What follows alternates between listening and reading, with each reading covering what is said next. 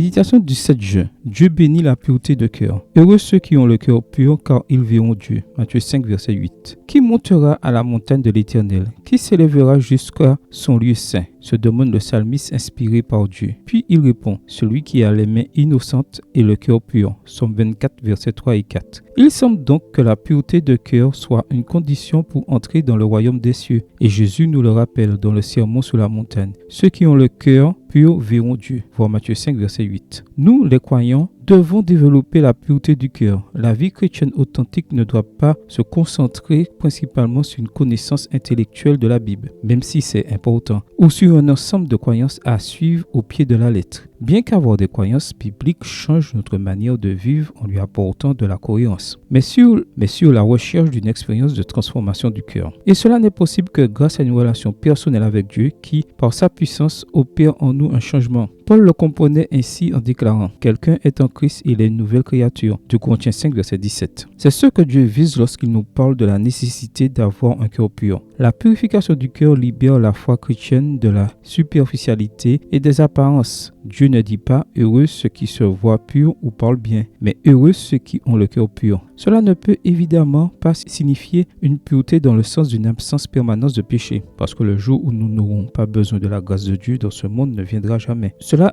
signifie un cœur sans partage, sans engagement partiel, sans loyauté mitigée, un cœur intègre et donné à Dieu avec simplicité et en entier.